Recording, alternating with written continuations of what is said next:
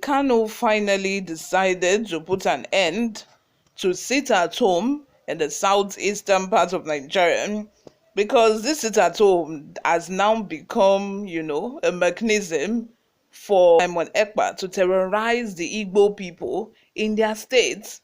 People are forced to sit at home. People are forced not to go to their business, enterprise. They are forced not to go about their daily activities as they would, with gunmen on the streets, making sure that, they enforce this sit at home.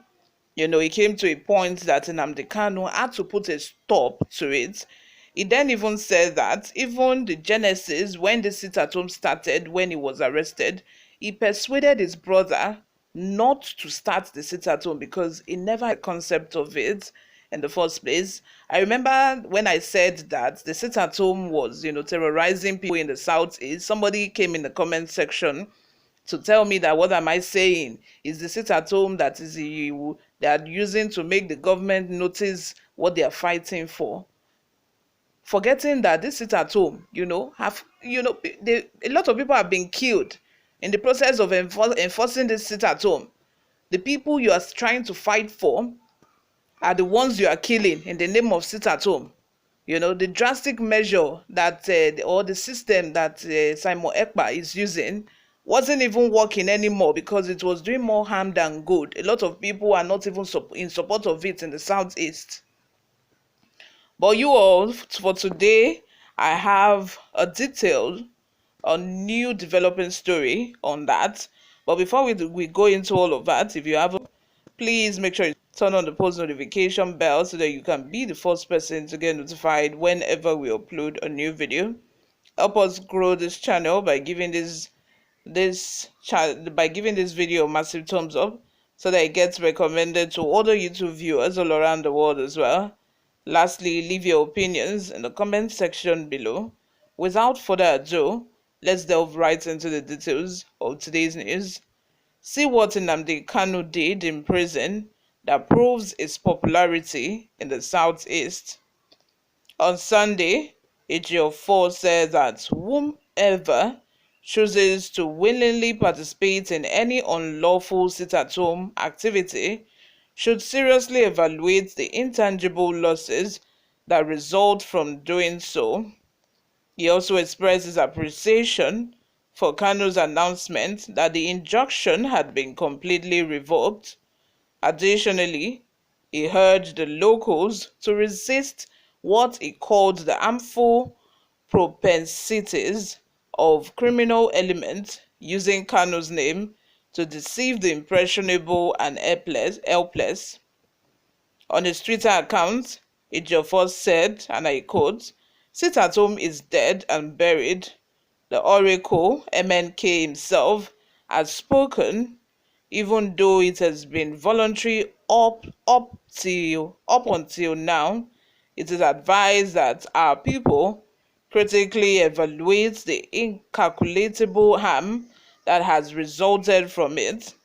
They should also welcome the unambiguous declaration by MNK that all forms of staying in have been completely cancelled. They should also reject the risky tendencies of criminal elements who use the prestigious name of MNK, that is Nnamdi Kanu, to deceive the impressionable and helpless. Before, there were battleships across the Benue and Niger rivers. After that, Biafra was expected to declare independence in 150 days.